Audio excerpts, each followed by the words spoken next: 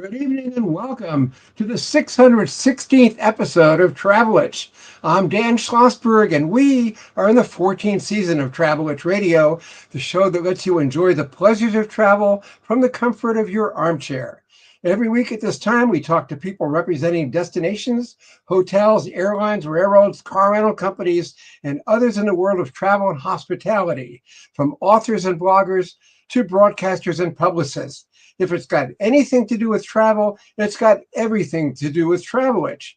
Our guest today, just before Veterans Day, is Edna Wagner, Executive Director of the Richard Allen Cultural Center and Museum in Leavenworth, Kansas. And our subject is 6888, the all-black, all-female Army unit that pulled off a postal miracle in the middle of World War II.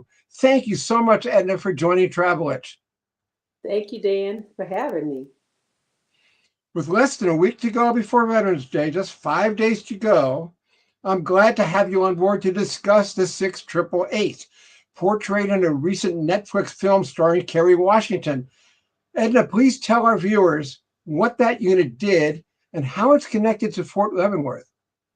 Well, the project started with Commander retired Philpott. He's a Navy commander who had been to Houston visiting the Buffalo Soldier Museum. And while he was there, he ended up meeting a lady from the 6888, one of the members. And the story that she told, he came back to Leavenworth because he was so excited. He formed a team, and the Richard Allen Cultural Center was a part of that team. Also, Dominique, retired Major Dominique Johnson, did a lot of the legwork and investigating and flying and visiting. And before we knew it, this project had taken off. The women, some of our board members, Joanna Schultz, excuse me, Joanna Schultz, William Wallace, Elaine Wilson, and Glenda Gore, we took the time to look over names because a lot of these ladies had been married more than once. And so, and the papers, some of the paperwork that we had to go over, it was very bad print. Some had faded out. So we had to know if they were still alive, if they were still a part of the unit, and where they had came from. So about 37 states were represented in this movie for the 6888. And it was just awesome the way it was brought together. Kerry Washington went out and met one of the living ones, Mrs. Robeson, which she passed away, this year, right after her 101st birthday. So it was just a lot. Lena, who they talk about a lot in the movie, that's who the story was told to, and that's Lena Dedicott Bell King. And as you can see, she had been married several times as well. And she probably would have married Abram first, who you saw in the movie, her first friend from school. But Lena was one of the 5 women who came to Leavenworth. And it was Private Elizabeth Bernice Baker Johnson, who came. We met Dolores Ruda, who came, and she was private first class. Maybelle Tanner Campbell, she also came. Annie Mae Wilson Robeson, and then Lena Dedicott, so Belle King. So we had 5 of the ladies there, and those are the 5 ladies that were portrayed in the movie. And it was just amazing to hear their stories and how they talked about what they did for our U.S. soldiers and themselves while being overseas. They had never been thanked for what they did, and how it came to Fort Leavenworth is because of the way Commander Philpott felt like these ladies had never been thanked, and he wanted to find a way to show our appreciation for what had been done for our soldiers. Was the movie historically accurate?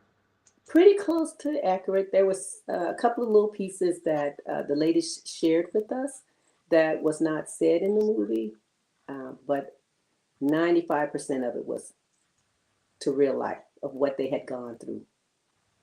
And the commanding officer of that unit, Charity Adams Early, was the first female officer in the Women's Army Auxiliary Corps, later called WACS, and the commanding officer of 6888, the first battalion of Black women to serve overseas in World War II.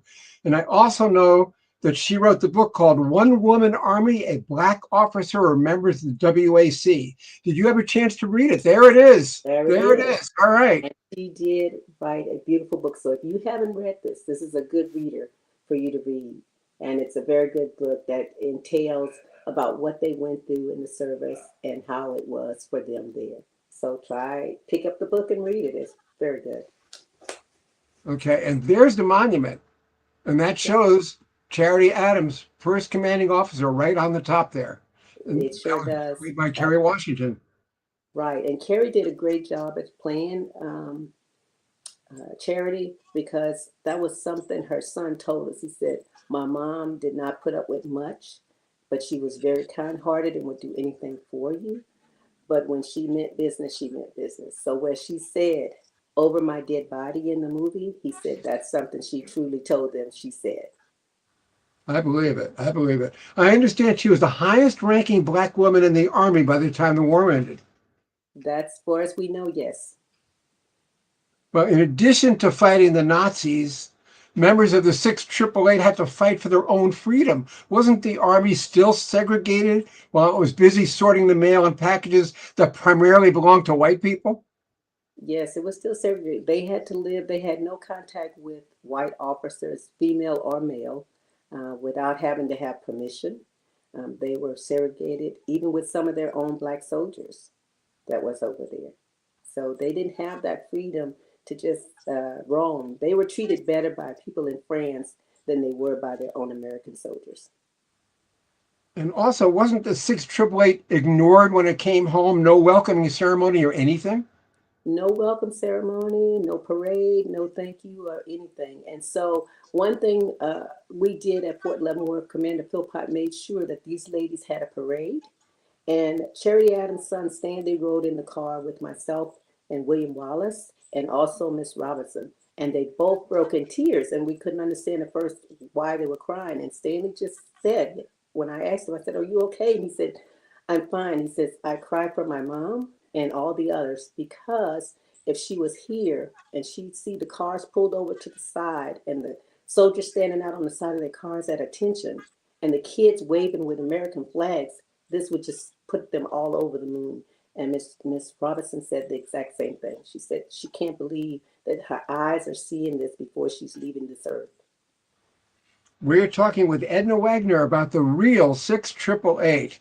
Edna, even now, the U.S. Air Force took down references to the Tuskegee Airmen, the nation's first Black pilots, from federal websites and removed tributes to Black, Hispanic, and female veterans on the Arlington National Cemetery website.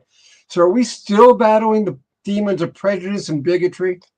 Yes, we are. You think about it. I'm going to give you a prime example, and it's not just for the triple nickel.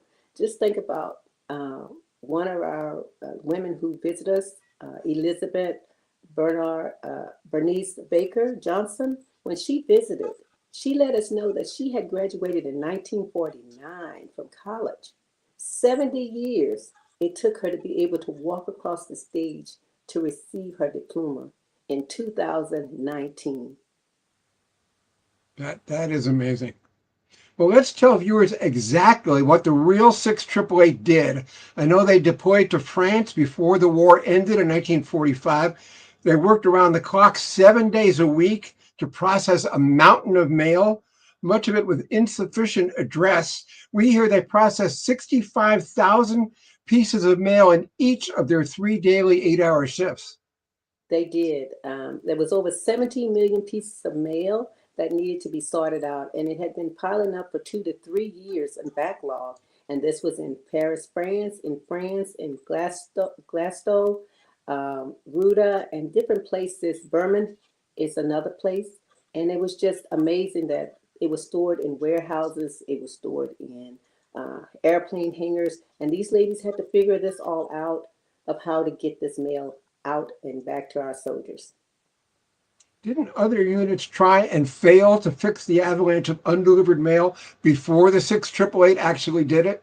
Yes, they had, but no one wanted to acknowledge that that had happened. So they made it look like it was all on the women from the 6th Triple-Eight could not get the mail out. And what was asked for them to, they thought would happen in about 6 months. It happened in 3 months.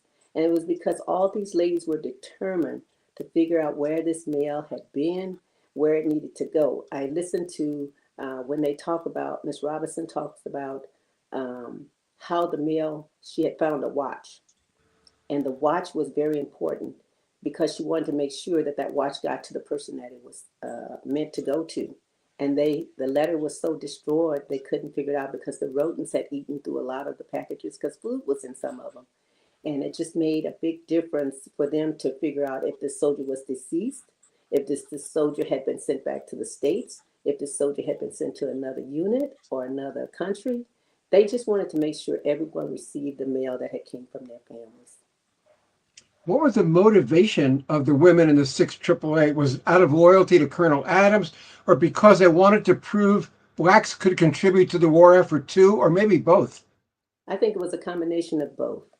Plus, they wanted to prove to themselves that they knew that this was a job that they could do if they were given the right opportunity and the right tools. If you think about it, they had to figure out staying at the school, King Edward School, which is now set up, and we were able to visit it. Myself, Joanna Schultz, and William Wallace, we visited back in June of 2023 to the actual school and the location of where they stayed.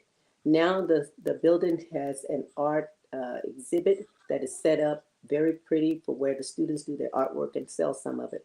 But the goal was they had to make it happen because the people in charge over them were not going to do anything to help them. And these ladies were determined. And how long were the undelivered letters and packages sitting around collecting dust before the 6th AAA got involved? From what I've found out from the ladies, they told me it was anywhere from 2 to 3 years it was backlogged. Oh, that's unbelievable. That's almost as Unbelievable. bad as today's mail. Yes, that's why 17 million pieces of mail had accumulated, and that wasn't counting the mail that came in on the daily basis, adding to that. That is amazing. Viewers, I want to tell you this is Travel Itch with Dan Schlossberg. We're in our 14th season, live at 5 New York time every Thursday on LinkedIn, YouTube, WhatsApp, X, and Facebook, among others. And we're talking with Edna Wagner about the real 6th AAA. And it took a really long time for Adams and the 6th AAA to be honored for their amazing achievement in untangling the backlog of mail and packages. Is it true that Congress voted to award the unit, officially known as 6888 Central Postal Directory Battalion, the Congressional Gold Medal as recently as 2022? Yes, Lena, who lived in Las Vegas, received hers in 2022. They did the ceremony actually in Las Vegas. Now, just recently, as this past April, I attended the ceremony in Washington, D.C. with William Wallace, our docent, and Joanna Schultz, our educational on the board of directors, referenced the ceremony, and they had it at the Emancipation Proclamation Hall there in Washington, D.C., where over 200 family members attended. And so we were also invited to be a part of that because we had traveled with part of the families and some of their family members overseas to England to see the journey of what these ladies had did. But it was just so sad that only two were alive at the time of the actual medal being presented. And one was Anna Mae Wilson Robeson, and then retired Major Fannie McClendon, who is in Phoenix. And so Miss Robeson passed away shortly after. But from what I understand, we still have the Major. She's still hanging in there. And just in September, she turned 105 years old. Wow. Wow. I know that some 300 descendants of the original 855 unit members were there, including the family of Colonel Adams, who received the medal from House Speaker Mike Johnson. Correct. Her son and also her daughter, they were both in attendance. That's great. Before Congress acted, Edna, didn't the unit receive a meritorious unit commendation from the U.S. Armed Forces in 2019? And wasn't a documentary movie released the same year? Yes, it was. But as you see, it didn't move any further than that. But there were women who were in the Washington, D.C. area, Edna Cummings and Elizabeth Frazier. They have really been motivated to keep the story alive and to continue moving it forward so that people will understand what these women did. I know there was a detailed Smithsonian article and the Netflix movie directed by Tyler Perry in 2024. That was pretty recent. That was last year. Right. Tyler staff found out about this when one of the ladies received, I think it was when Miss Lena received her Congressional Gold Medal back in 2022. And then the fire was lit. Hey, we need to do something that is more positive and out there so people can learn more about these strong women who stepped up to do this for our military.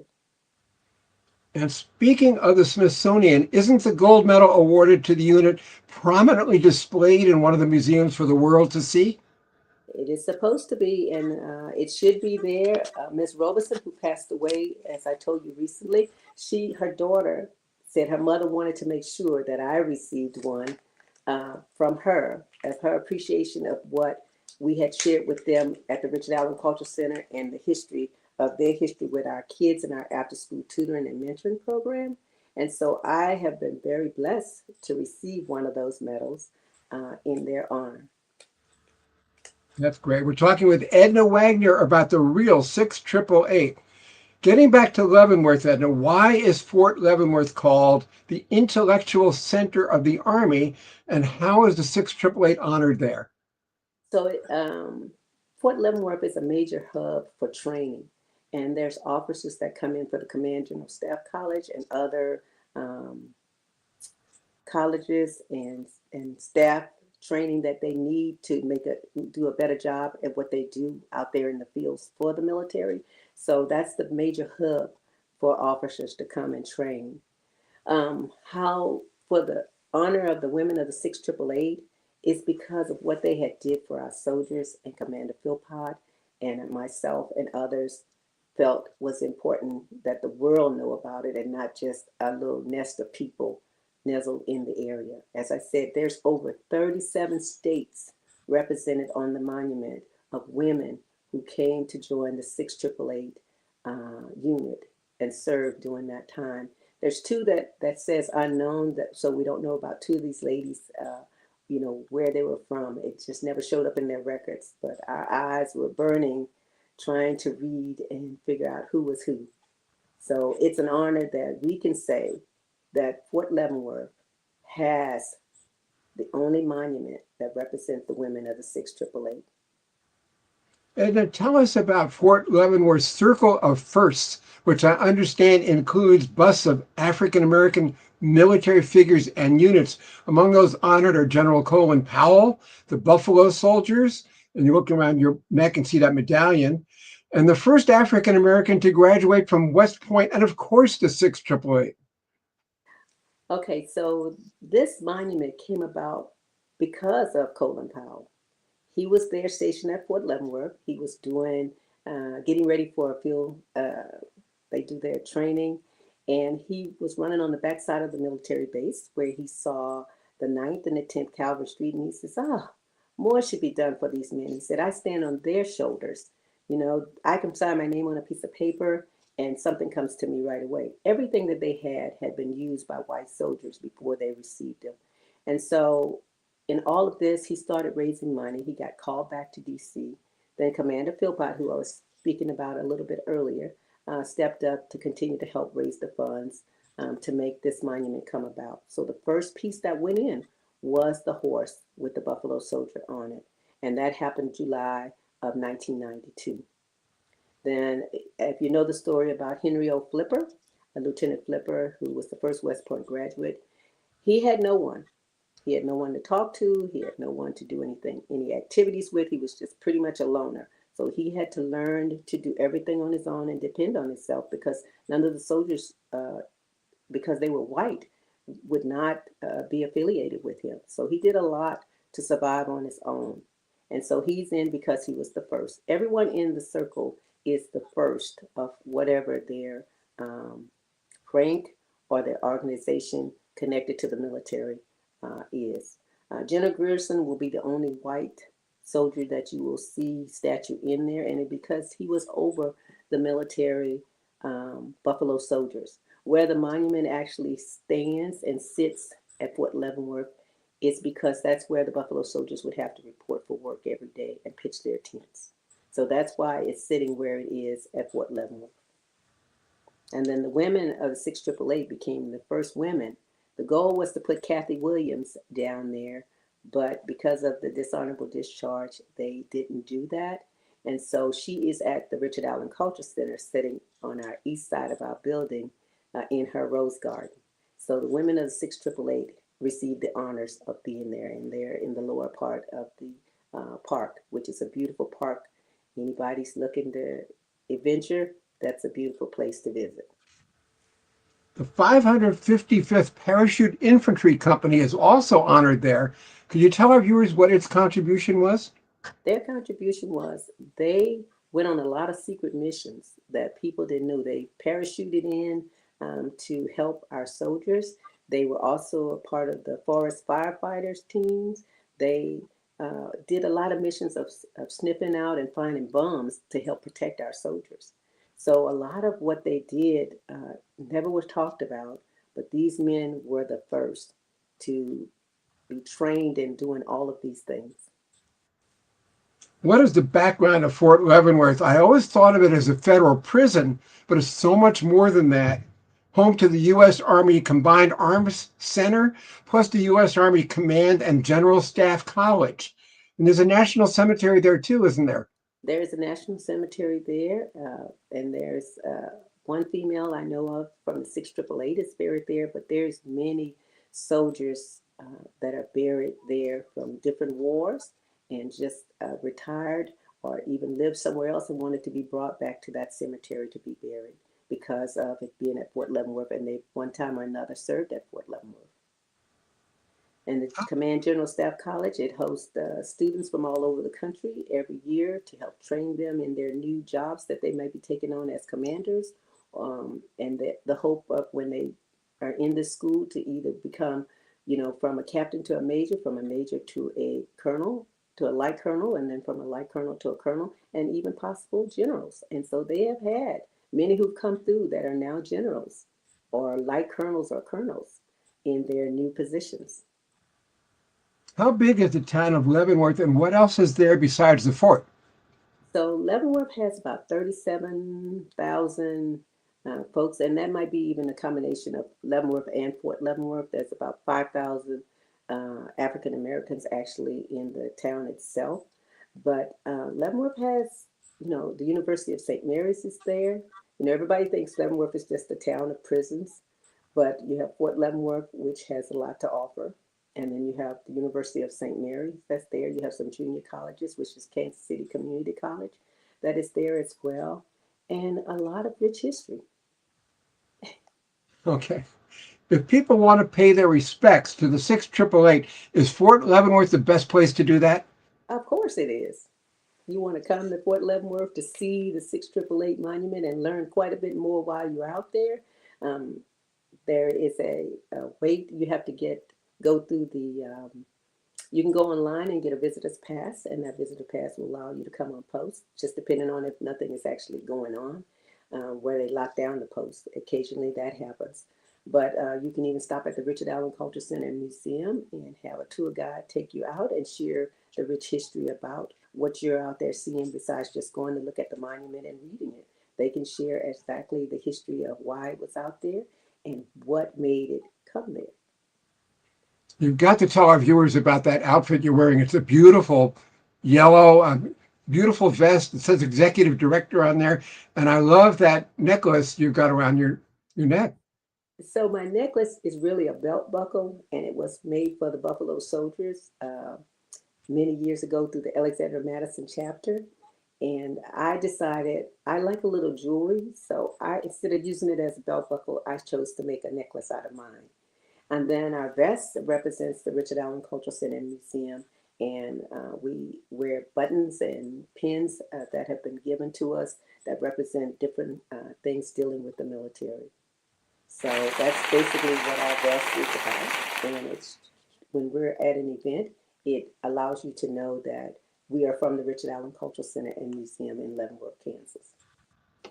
Where can out-of-towners stay if they come to Leavenworth, and what's the best way to get there? And what's the nearest air gateway?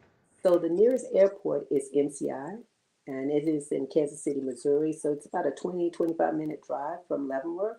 You can stay on post at the Holiday Inn. And the Holiday Inn, if you stay on the military base, usually you can get a room there if you are military. And it's right across the street from the park there that you want to go in to see the 6888 and the Buffalo Soldiers.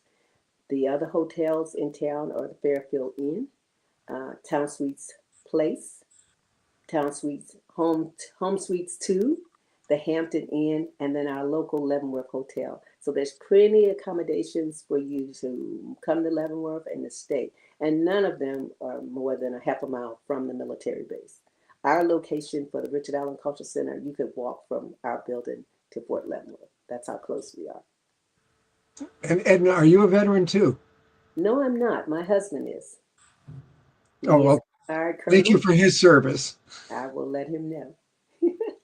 Okay. I'm a veteran too, so I was in the USAR 340th Public Information Detachment, a group of journalists in the New York area. They picked out all the people in my unit because we were writers, broadcasters, TV people, and it was a good unit to be in if you were in the Army.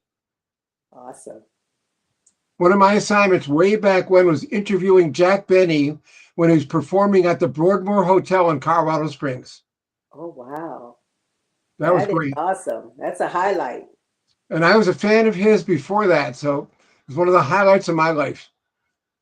It was really good. I spent the whole day with Jack Benny. It was really nice. Well, I've had several highlights since becoming the director at the Richard Allen Cultural Center, and Colin Powell was probably my very first one.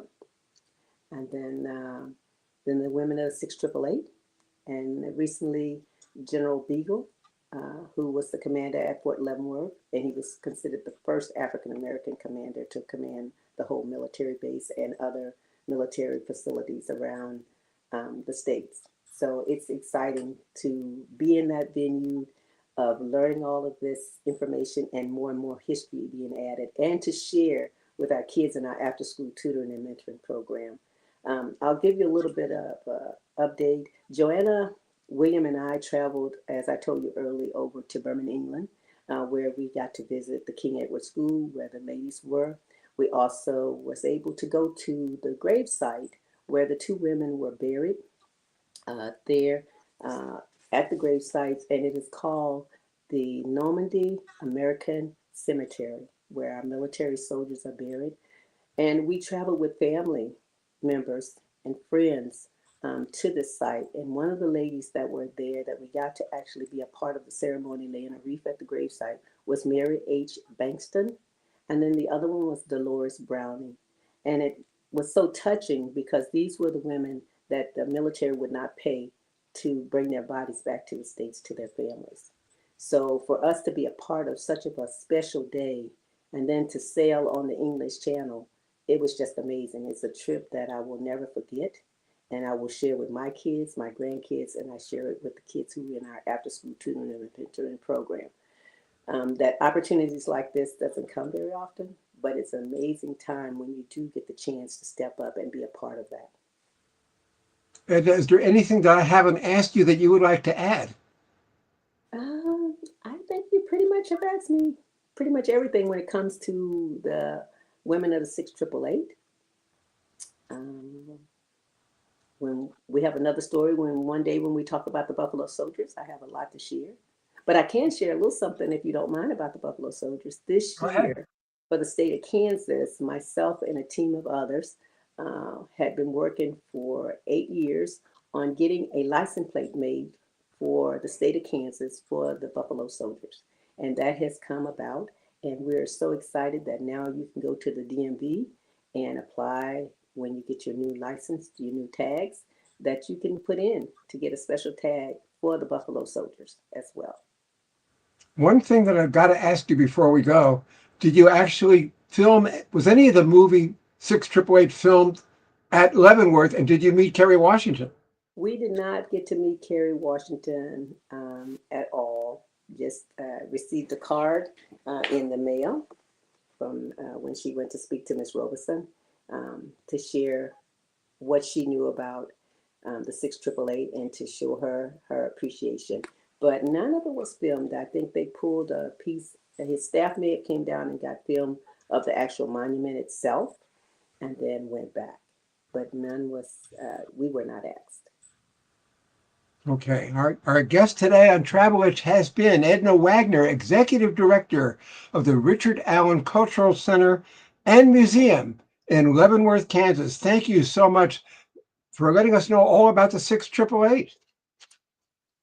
Thank you again. If you're ever in Leavenworth, you want to stop at 412 Kiowa Street to the Richard Allen Cultural Center and Museum. We sit at the corner of 4th and Kiowa. We would love to have you. I guarantee you, you'll never be disappointed about what you come to see or hear. We are a hidden jewel. That would be great. And viewers, that is it for this edition of Travelage Radio. This is your host and writer, Dan Schlossberg, saying thank you for your time this time. Until next time. Next week, we'll talk to Molly Blaisdell about the Clift Royal Sonesta Hotel in San Francisco. For now, good night and stay safe.